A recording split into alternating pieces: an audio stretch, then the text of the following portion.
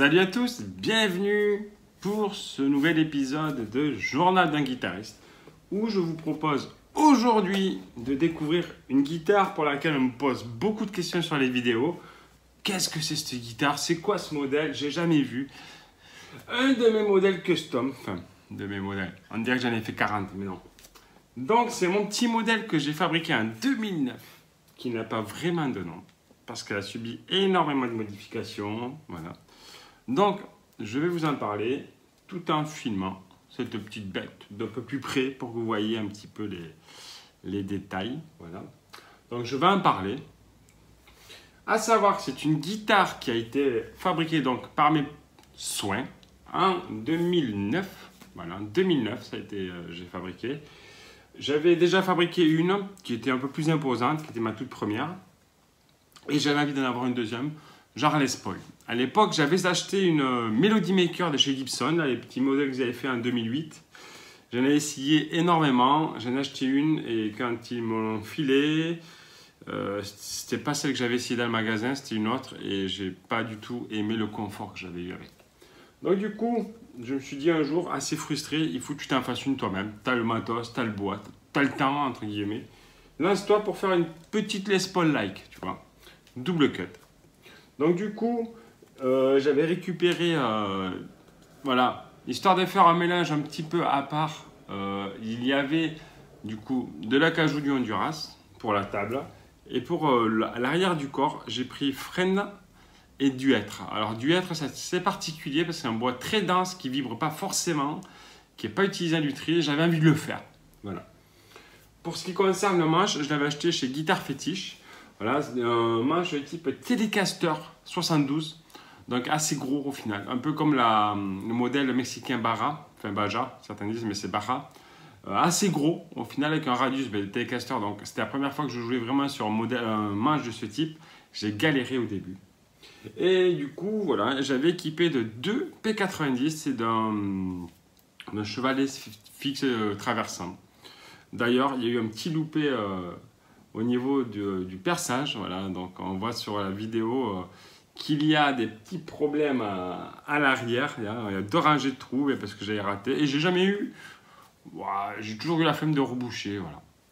Donc à la base, il y avait 2 P90 de chez Wilkinson. 2 volumes, 2 tonalités. Il y avait un sélecteur de micro en haut. Et il y avait un autre sélecteur de micro qui me permettait, parce que j'avais mis des capteurs à l'intérieur, des petits capteurs piézoélectriques pour avoir un son acoustique. Et au final, je n'ai jamais utilisé, donc j'ai viré le système. Au niveau des mécaniques, on retrouve toujours les mécaniques Wilkinson Easy Lock bloquantes, donc avec 2 trous. On a mis un petit string reteneur et le scié en haut était à la base un scié à noce. C'est toujours un scié à noce. Mais elle a subi beaucoup d'évolutions. À savoir qu'à la base, elle était entièrement recouverte d'étiquettes de vin, voilà. J'avais envie de faire un petit truc terroir, il y a plein d'étiquettes d'épinards dessus que mon ex-femme avait collé avec du vernicole. Et un jour, j'ai eu la rage, je ne sais pas si c'était contre elle ou quoi que ce soit, j'ai tout poncé, j'ai tout viré, ça faisait trop dégueulasse. Et j'avais envie de la remettre naturellement, niveau bois. Donc j'ai mis beaucoup de temps à la poncer, à la remettre propre. J'avais viré ensuite un des deux humbuckers, un des deux P90, pardon, parce que j'avais déjà une guitare avec 2 P90. Donc j'ai récupéré un micro Gretsch sur une Gretsch. Voilà, un pote qui changeait de ces micros qui m'en a donné un. Pour avoir un double bobinage et avoir un son vraiment typé à old school, voilà, années 50, 60, un petit peu rockabilly. Histoire d'avoir vraiment deux sons, un côté chaleureux et un côté assez aigrelé, pas aigrelé mais assez aigu. Et du coup, j'avais envie aussi de faire, voilà, d'avoir une guitare avec un vibrato pour avoir des petits effets de style, mais je voulais pas non plus tout défoncer. J'ai opté pour un Bixby, donc poste de Bixby, et pour justement essayer d'avoir quand même une justesse parfaite à ce niveau-là, ne pas avoir de gros désaccordages, car évidemment, ce n'est pas un feuille de rose, j'ai opté pour un scié à roulement. Voilà, un petit scié à roulement qui est très très très bon, qui fait super bien son job. Donc, elle a eu ensuite un passage où j'ai viré le P90, donc il n'y avait plus qu'un micro, c'était en mode junior. Puis ça m'a vite gonflé. Alors j'ai remis le P90 en place. Et du coup, j'ai dû remettre un sélecteur de position. J'ai remis un bas parce que je n'avais pas envie de me faire chier à repasser tous les câbles. C'est super chiant à faire. Surtout, j'avais mal calculé au niveau des cavités. Il manque, ça fait quand même quelques trous béants.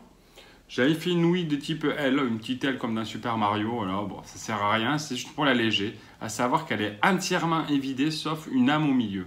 Il y a une âme en bois, voilà, où sont foutus les micros, où sont foutus les chevalets, tout ça, mais tout est vidé à l'intérieur. Histoire d'alléger le poids parce que c'est vrai que l'être est assez lourd. Quand on va venir un petit peu au manche, alors le manche, je l'avais acheté chez Guitare Fétiche. Et le problème, quand je l'ai reçu, je ne l'ai pas installé de suite, mais ça m'a pris quelques mois. Et il a été mal fabriqué, c'est-à-dire qu'une frette dépassée par rapport aux autres. Elle a dû passer chez le luthier pour une planimétrie, chez Quintric Guitare à Brest. Et donc ça fait quelques petits frais en plus, mais au final, je me retrouve avec une guitare assez atypique, assez, je dirais polyvalente, parce qu'au final, on se rapproche d'un son un peu Les Paul et un petit peu Gretsch. Et pas trop lourde, voilà, pas trop lourde, assez agréable à jouer, bien réglé. Et le petit plus que j'ai fait dessus, c'est que je l'ai fait signer par une partie des musiciens de mes deux groupes préférés, à savoir Téléphone et Matmata. Donc on a diverses signatures entre le corps et la tête. Donc la tête a été généreusement signée par Jean-Louis Aubert, qui m'a écrit comme un accord et JLA. Ensuite, sur le corps, nous avons Richard Kolenka, batteur de Téléphone, Louis Bertignac, d'ailleurs ça s'efface un petit peu. Je n'ai pas eu de la chance d'avoir du coup Corinne Mariano, j'espère un jour pouvoir lui faire signer. Et de Matmata, nous avons Stan, le chanteur, Eric, le bassiste, nous avons Samy, l'ancien guitariste de Matmata, et Manu, son remplaçant, voilà, qui ont signé généreusement cette guitare au fur et à mesure. Donc il faudrait peut-être que je la vernisse un petit peu, mais au final, je trouve que c'est très bien comme ça. Voilà, ça fait old school. Bon, ouais, c'est quand même sympa. Je pense que je vais vernir la tête au moins pour la signature de Jean-Louis Aubert. Et en dessous, ouais, pour Richard, bon, lui, elle est quasiment partie. Mais bon, voilà, c'est les choses qui arrivent. Et du coup, c'est une guitare qui me permet de jouer pas mal. Le petit souci que j'ai avec, c'est que l'interposition des deux micros, en fait, ça n'est pas hors phase, mais c'est pas très compatible. C'est-à-dire que, étonnamment, le son perd de la puissance. Le fait d'avoir ce type d'humbucker couplé à un P90 montre une perte de puissance assez significative. On s'en rend compte et ça sonne assez aigrelé, quoi. C'est pas, comment dire, c'est pas inintéressant, mais j'utilise pas vraiment. J'utilise beaucoup le P90, même s'il est sujet à des ronflettes. Voilà. Donc je propose que l'on passe du coup à la démo sonore. On va passer un test clean du P90 d'abord. Alors évidemment, qui dit P90 dit un petit peu ronflette, c'est comme ça, n'y peut pas grand chose, même si c'est blindé.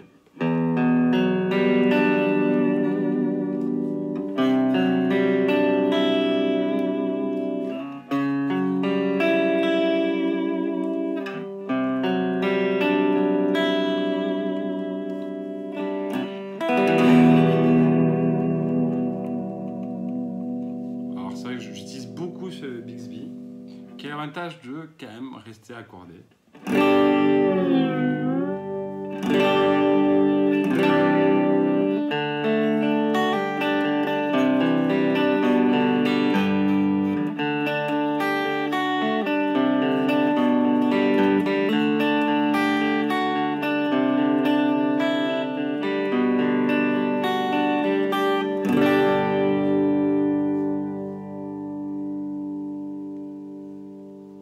Un petit peu de sustain quand même. Donc ouais, j'aime beaucoup ce son, vraiment le P90 c'est la vie quoi.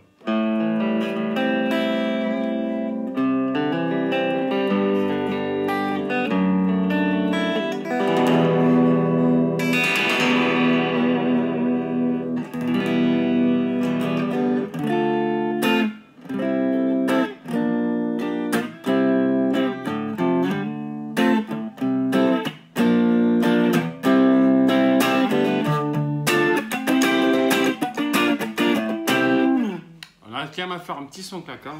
On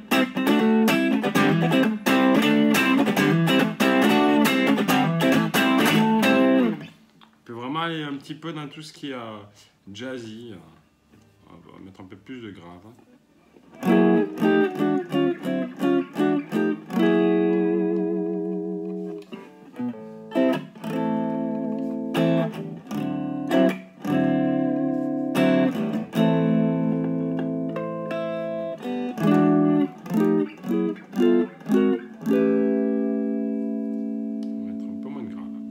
Après, bon, forcément, pour tout ce qui est un petit peu pop, ça y va, quoi, tu peux aller.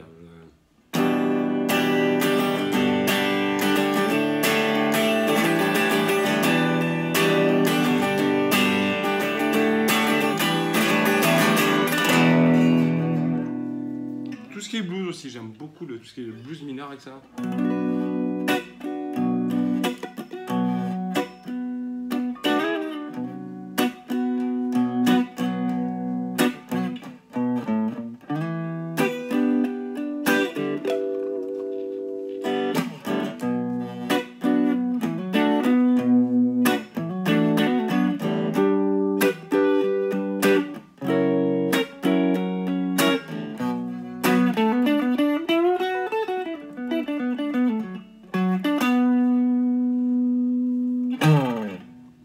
Un son crémeux, rond. Alors peut-être pas aussi rond que sur une Les Paul, tout à cajou, mais j'aime beaucoup là, ce côté un petit peu compressé.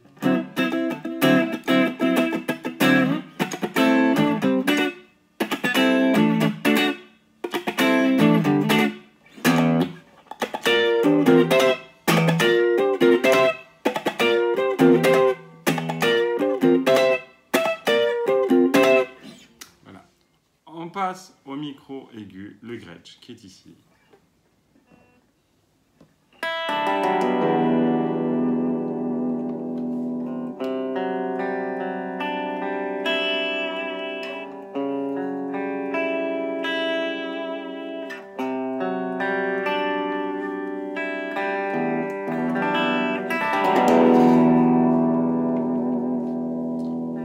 Donc il y a vraiment ce côté aigu, aigrelé, je sais pas trop comment dire. Alors pour tout ce qui est les vieux morceaux là,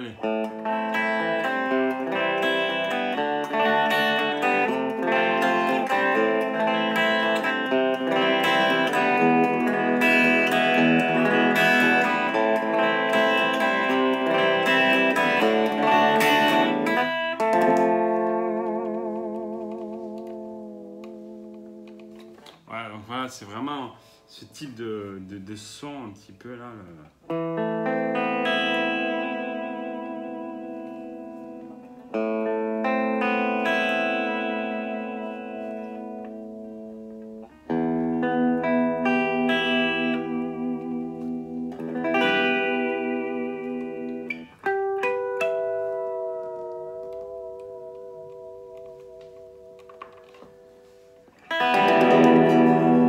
En plus le Bixby, alors là.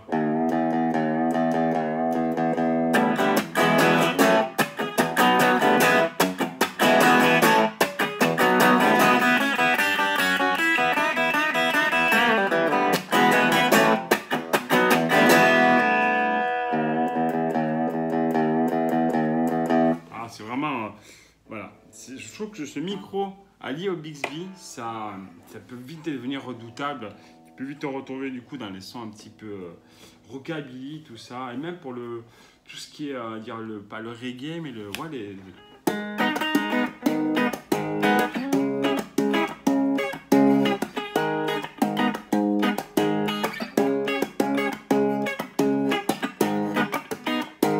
ce qui est un petit peu funky.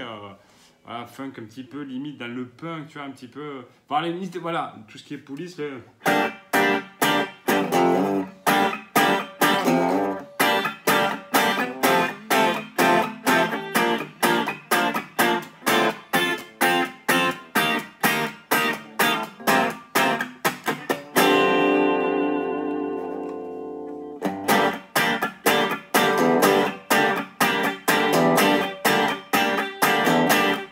Ça a ce côté vraiment très claquant.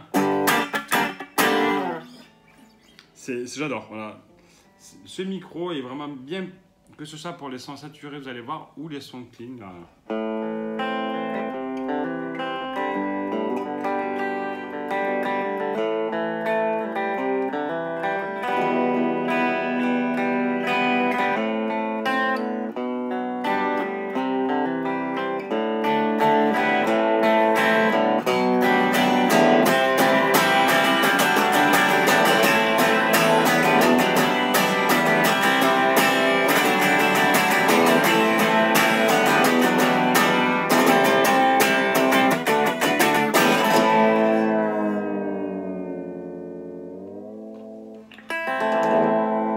Toujours avec une petite justesse.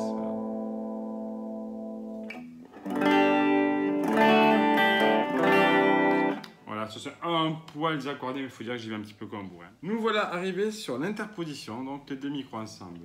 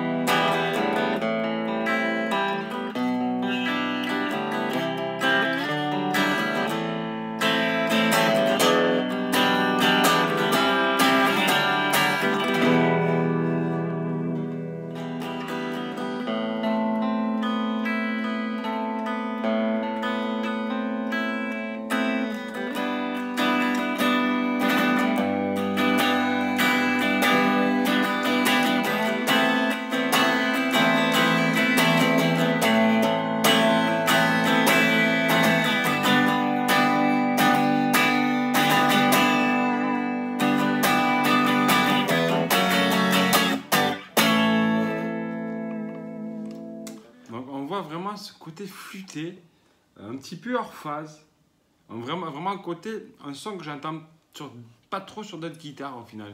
Alors voilà, apparemment c'est l'incompatibilité des deux micros ensemble, il y en a un qui essaie de bouffer l'autre, mais qui se fait à moitié bouffer sur une telle ou telle fréquence. Ils ne s'assemblent pas vraiment, voilà, c'est assez particulier. Et si on compare le niveau, un micro, les deux ensemble. Il y a une petite baisse sonore.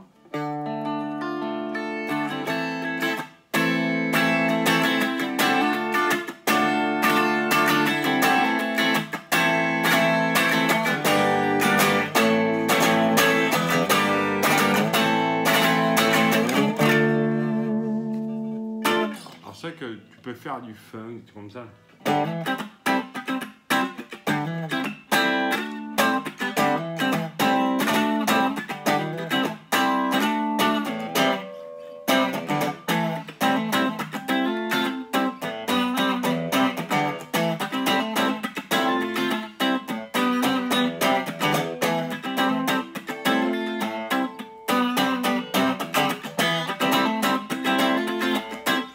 Là, tu peux faire ouais, tout ce qui est...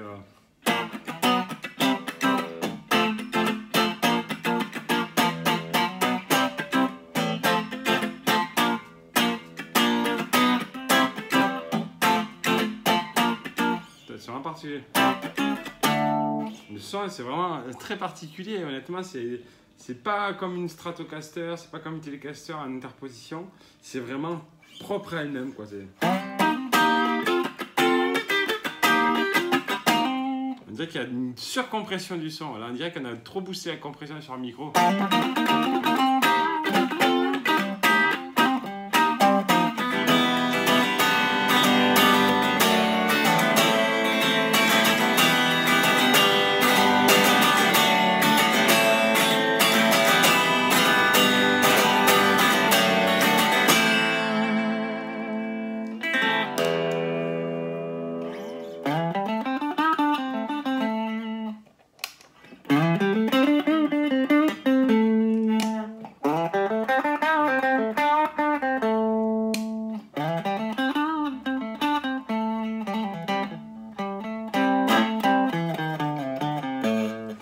J'ai essayé à changer la hauteur des plots et tout, ça change strictement rien, quoi. On dirait même limite, je sais pas, qu'il y a une wah-wah bloquée à une fréquence, bah, Je sais pas si ça s'entendra beaucoup sur la vidéo, mais en tout cas, il y a vraiment un truc particulier. On va passer cette fois au son un petit peu plus punchy.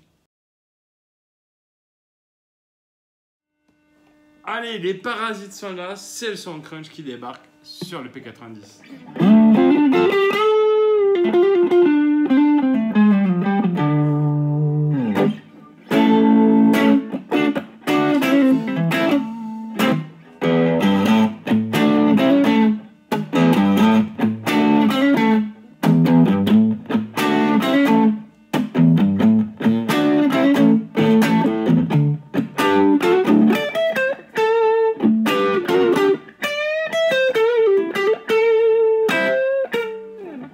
Ce son, hein, c'est crémeux.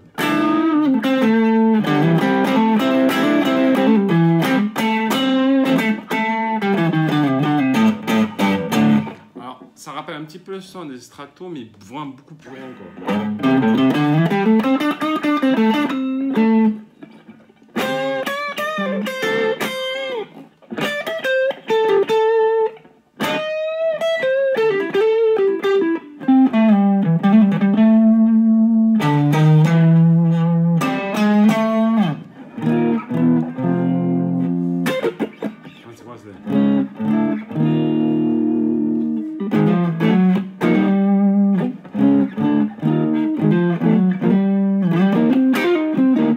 Je vais même tromper de tonalité.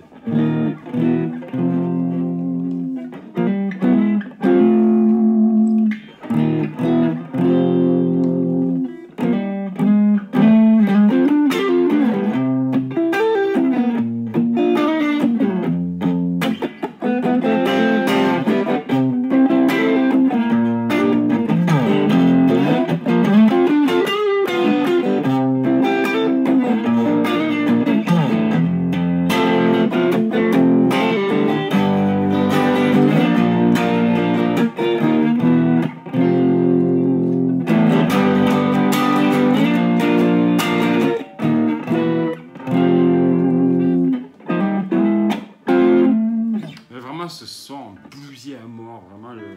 Et pourtant, je suis vraiment qu'un crunch, quoi.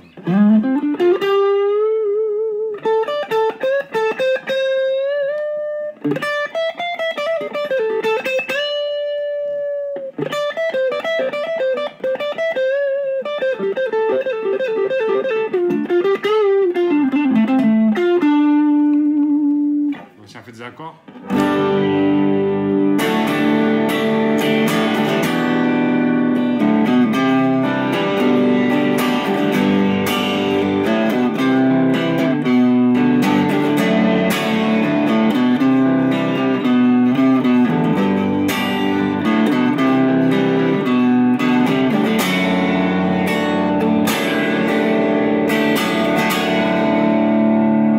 Maintenant, on va passer à un son un peu plus crunch. Hop, on va mettre par là, c'est pas mal.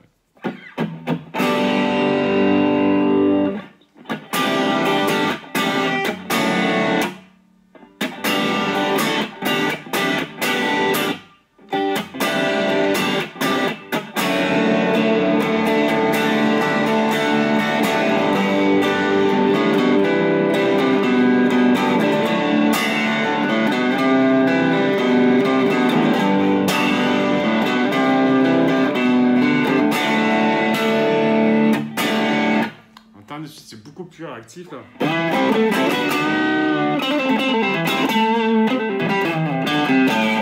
C'est limite crado, vraiment ça salit le son.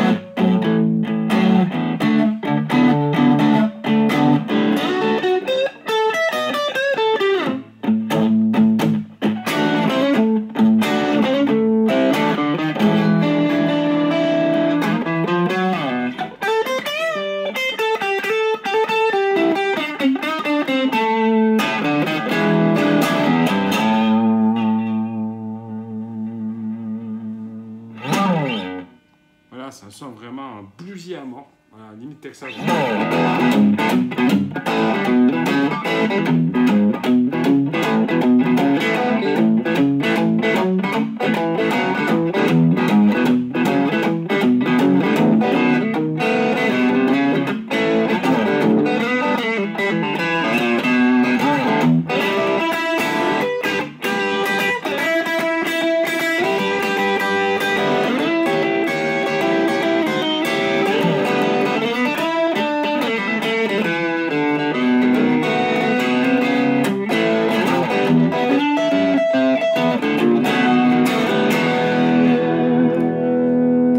On va pousser encore plus le drive.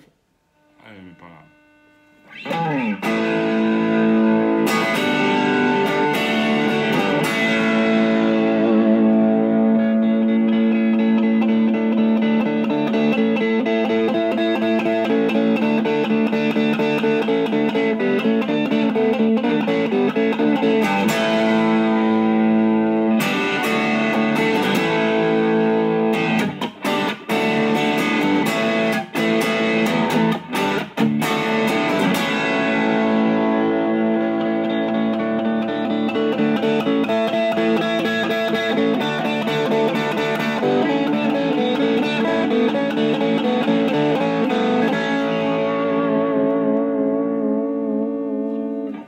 Déjà vraiment très salaud, hein, dégueulasse ce son.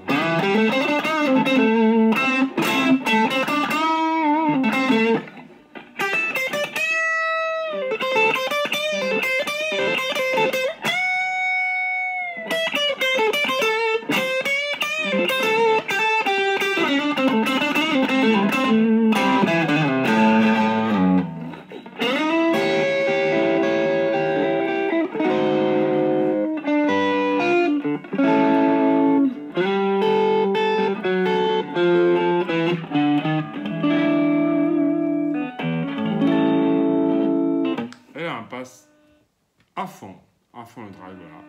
Beaucoup de parasites, alors là, dès que tu lâches la main, dès que tu lâches un petit peu tout, là.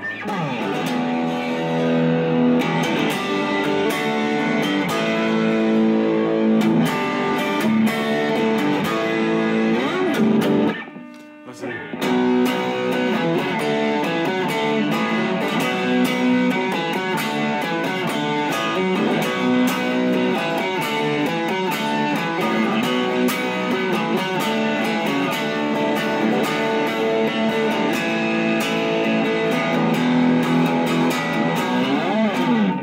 c'est limite trop de parasites, quoi. En plus, voilà, c'est pire. Hein. Il y a des zones où il n'y a pas de parasites, tu vois. C'est particulier. On va essayer de faire comme ça. Voilà, c'est l'image. Là, c'est de la cacophonie. Je joue jamais comme ça.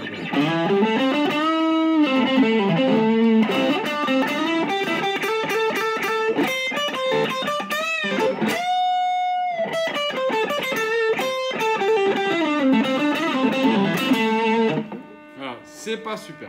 C'est pas super, j'avoue. On va passer au micro aigu. Le micro aigu, du coup. Alors. Un petit peu de drive, pas grand chose. Déjà sympa.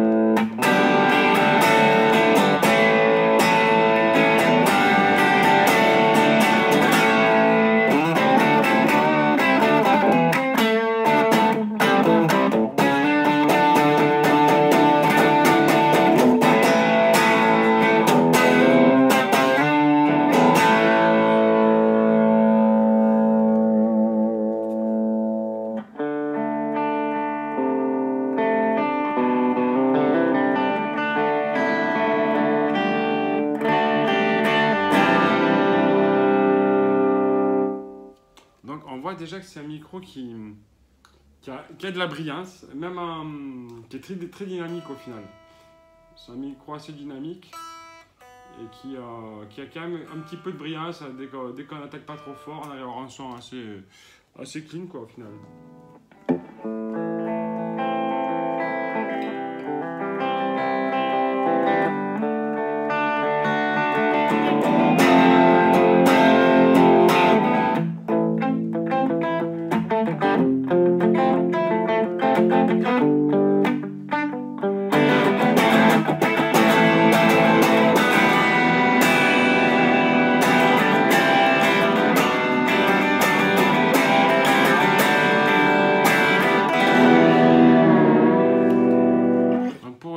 rock là, c'est super sympa.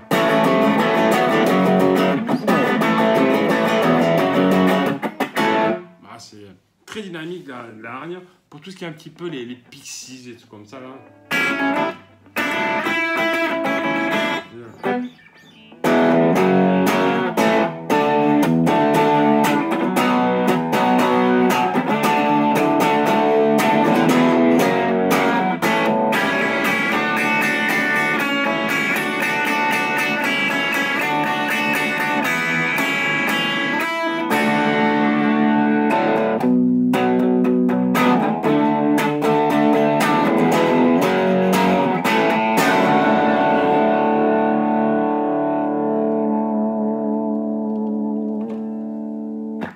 On va monter un petit peu le drive. Hop. On va mettre à 9h. Comme ça, je prends le même réglage pour les deux micros. Là.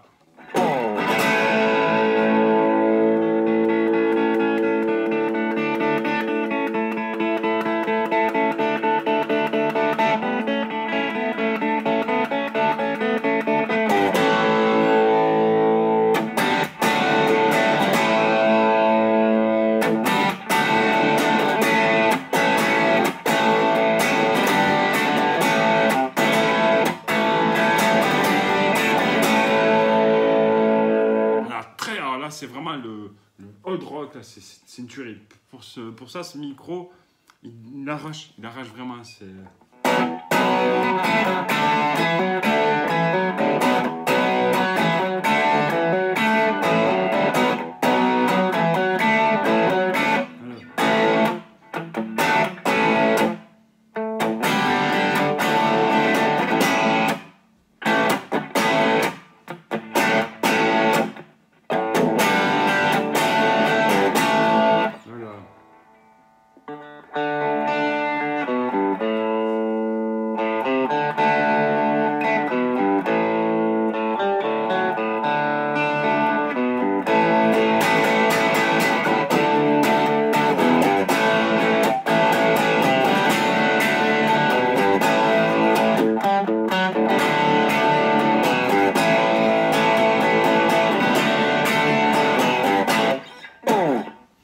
Voilà, micro résolument rock, vraiment c'est une bonne attaque, une bonne précision.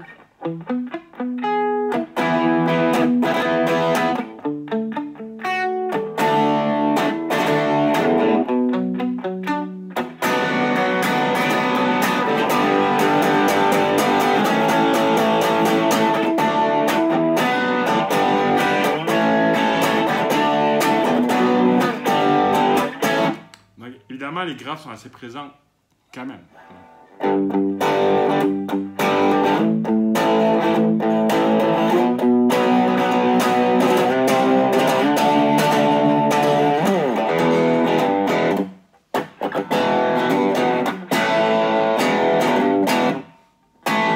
On va monter un petit peu le...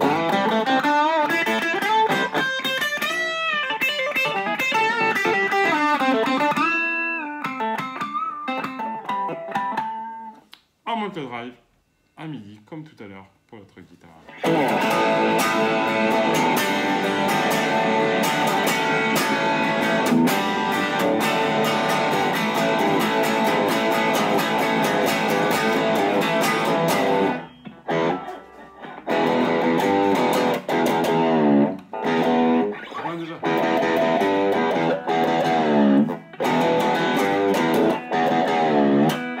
C'est vraiment là, non, un petit peu plus à garage rock, voire le punk rock californien.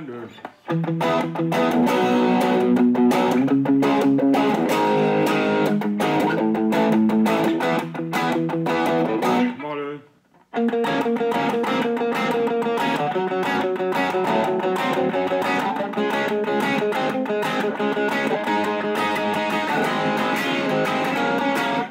Voilà, ce genre de truc, les riffs vraiment... Les riffs en quinte là.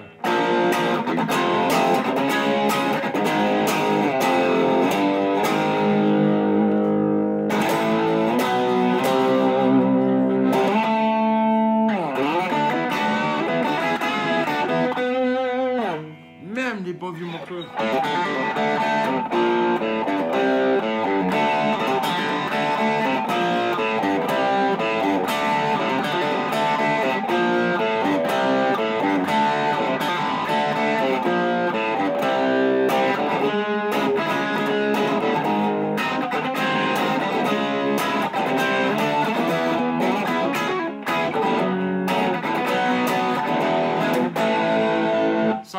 vieux rock classique aussi. Là.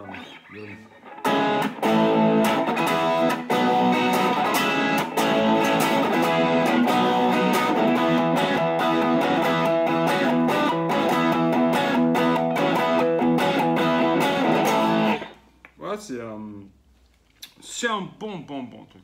Et on peut monter un petit peu plus, là on va mettre plein de balles. Là, il y a quoi ça des parasites.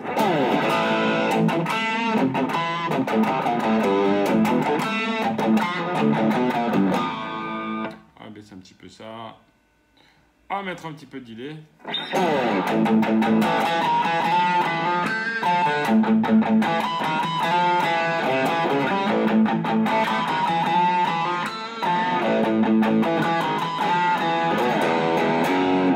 La honte là, ça fait longtemps que j'ai pas joué ça.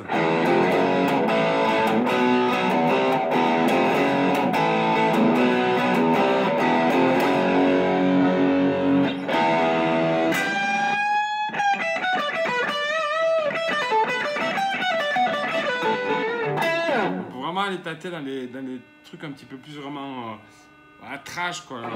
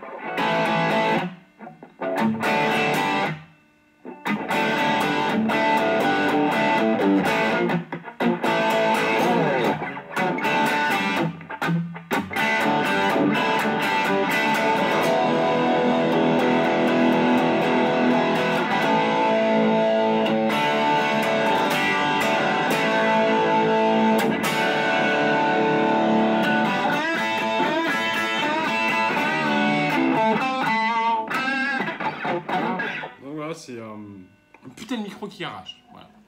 C'est les 4 putain de micros qui arrachent 5 mots. Voilà. Après, on va passer l'interposition. Là, ça va commencer à être un petit peu chelou. Voilà.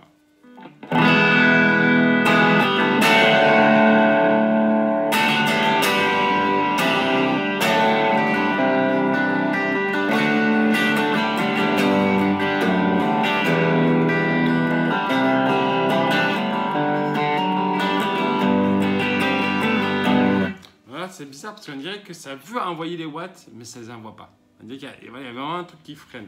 Donc je vais passer directement en crunch. Un peu plus puissant.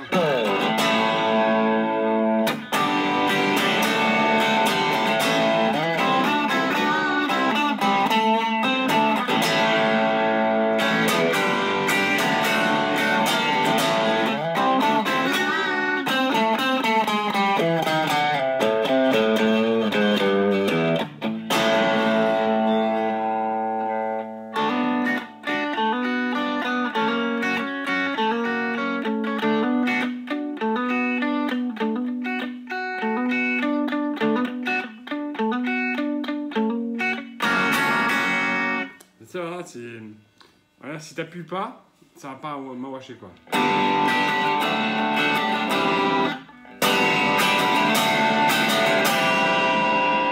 Ouais, ça c'est dynamique quoi, mais c'est vrai que c'est pas une position que j'utilise des masses au final.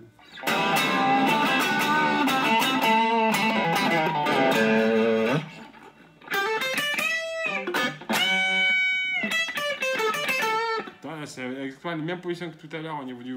Je suis obligé de monter un peu plus le volume.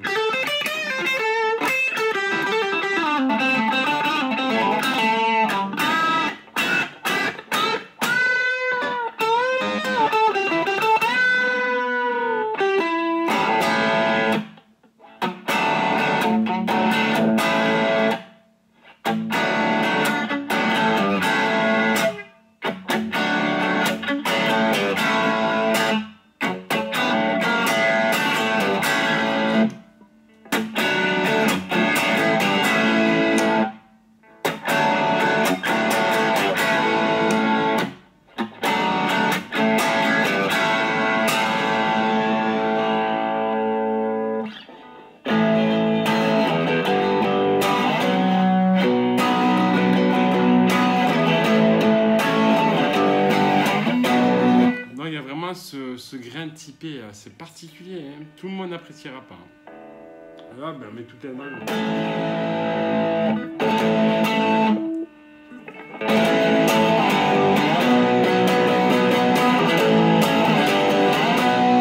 C'est vraiment particulier.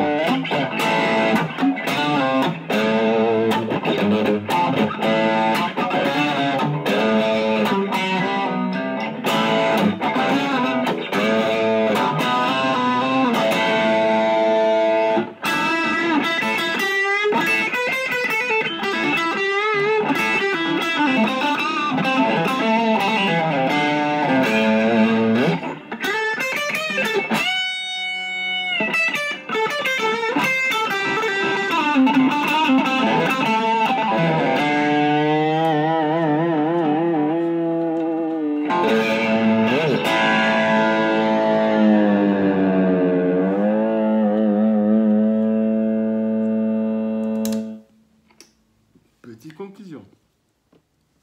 Donc, j'espère que vous avez apprécié, même si j'ai fait beaucoup n'importe quoi lors de cette vidéo. Donc, j'ai apprécié cette vidéo de présentation de ma petite custom, voilà, que j'utilise beaucoup pour le blues, le rock, un petit peu la pop, voilà. Pas pour le gros hard rock, au final, très peu, même si elle peut le faire. Alors, c'est vrai que ce son aigrelé, là, on dirait vraiment du hors-phase, hein. Et j'ai essayé de câbler dans tous les sens possibles et inimaginables. Ça n'a rien changé. Donc au final, c'est comme ça. Je suis allé voir un pote, l'huissier, qui m'a dit laisse tomber, c'est comme ça, tu ne pourras rien faire d'autre. C'est pas inintéressant, encore une fois. C'est assez particulier. Il faut trouver à quoi ça peut servir. On dirait vraiment qu'il y a comme une wah-wah bloquée. Et sur tous les amplis que j'ai essayé, c'est pareil. Donc voilà. Sur ce, n'hésitez pas à commenter, à me dire ce que vous en avez pensé. Désolé si c'était un petit peu cacophonique. Et puis je vous dis à très vite pour un prochain numéro de Journal d'un guitariste. Allez, ciao!